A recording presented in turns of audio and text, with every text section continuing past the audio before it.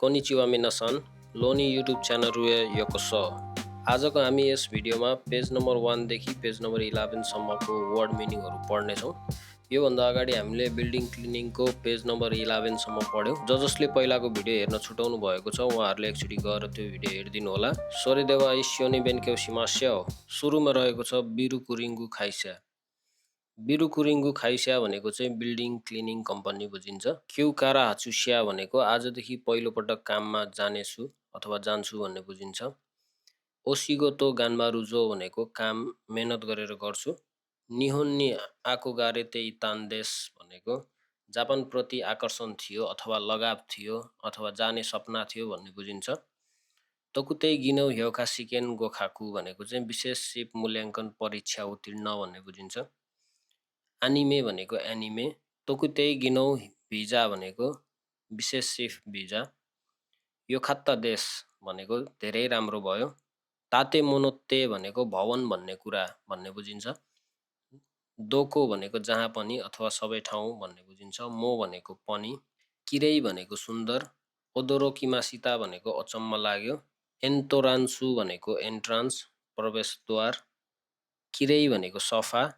चुकुरिदासु भनेको बनाउने अथवा सिर्जना गर्ने। कोतो भनेको काम अथवा कुरा।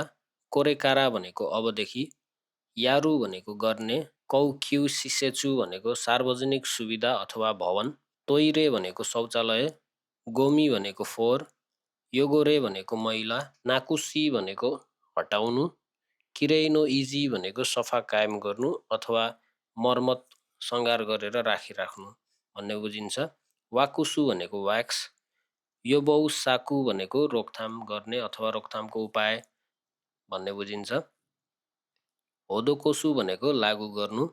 नियोत्ते भनेको गरेर। नागामोची भनेको लामो समय टिक्ने।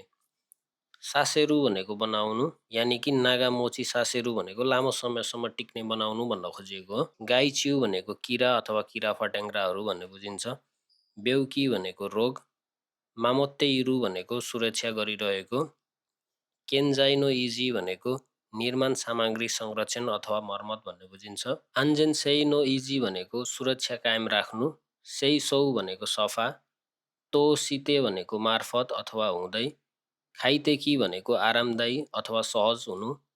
सेइखाचु भनेको जीवन। देखिरु भनेको गर्न सक्ने। यौ भनेको जसरी अथवा ताकि भन्ने बुझिन्छ। गान्बात्तेइरु भनेको मेहनत गर्दैछौँ। एगाओ भनेको मुस्कान। तोकुतै गिनौ भनेको विशेष सिप। ह्यौखासिकेन भनेको मूल्याङ्कन परीक्षा। कौयेकी भनेको सार्वजनिक। ज्यातान हौजिन भनेको सङ्गठन अथवा संस्था। जेन्कोकु भनेको देशैभर भन्ने बुझिन्छ। मेन्टेनान्सु भनेको मेन्टेनेन्स अथवा मर्मत। क्यौखाइ भनेको सङ्घ। गोस्युखाइ भनेको परिचय। खाकु हो भनेको सुनिश्चितता। स्याखाइतेकी भनेको सामाजिक। दान्ताइ भनेको संस्था। सितेइराई भनेको स्थापना भएदेखि। स्याखाइ भनेको समाज। हिचुयौ भनेको आवश्यकता। तोसितेइरु भनेको मानिरहेको अथवा आवश्यक ठानिरहेको। जिदाई भनेको समय। यौख्यु भनेको माग अथवा आवश्यकता। आवासे नागारा भनेको मिलाउँदै। सिआई भनेको जिम्मेवारी। चुइकेउ भनेको पछ्याउने अथवा पुरा गर्ने। बुन्या भनेको क्षेत्र। जिस्युसेई भनेको परीक्षार्थी। केन्तेई भनेको परीक्षण। सिकेन भनेको परीक्षा। ओकोनात्तेइमास भनेको सञ्चालन गर्दैछ।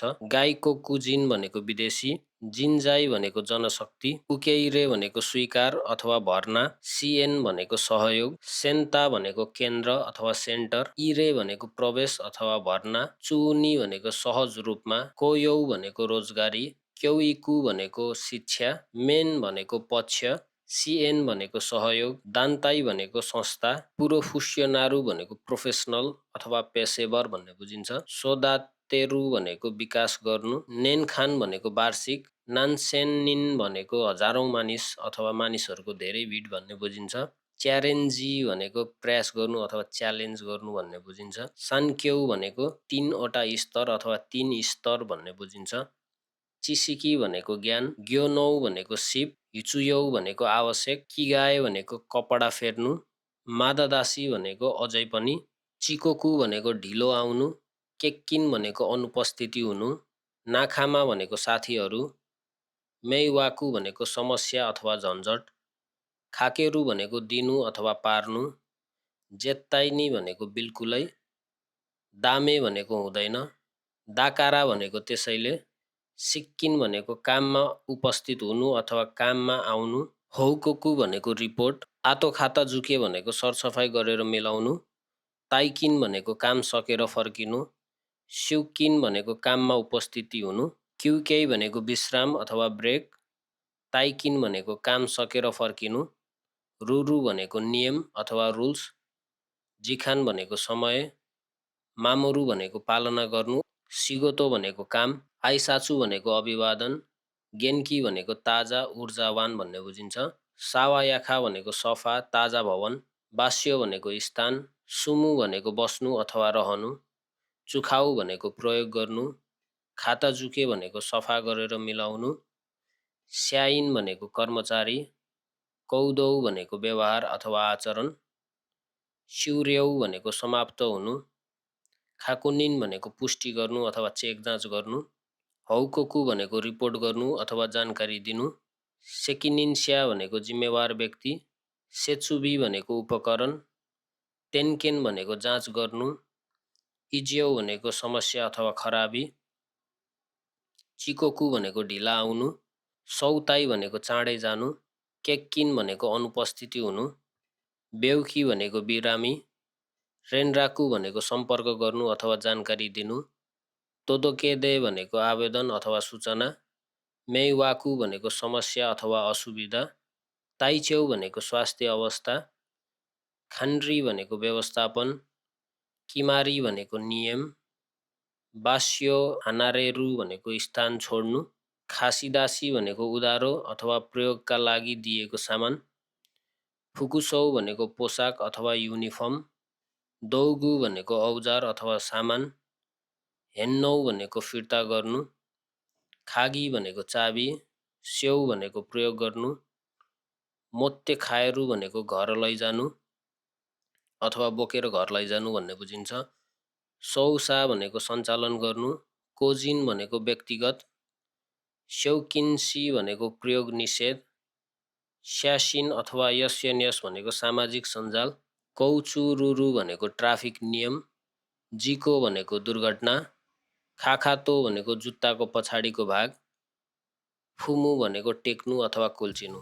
मिन्नसान तपाईहरुलाई यो वर्ड मिनिङ कस्तो लाग्यो र तपाईहरुले यो वर्ड मिनिङ पढ्नै पर्छ भन्ने पनि छैन। यो तपाईले हेरेर सुनेर बुझ्नु भयो भने मात्रै पनि तपाईले पास गर्न सम्भव छ। यसलाई चाहिँ दिनको 2 पटक मिनिङहरु हेर्ने र सुन्ने गर्नुस् र त्यो मैले पढाएको भिडियो दिनको 1 पटक हेर्ने गर्नुस्। त्यसले तपाईहरुलाई पास गर्नको लागि 90% भन्दा पनि बढीको हेल्प गर्नेछ।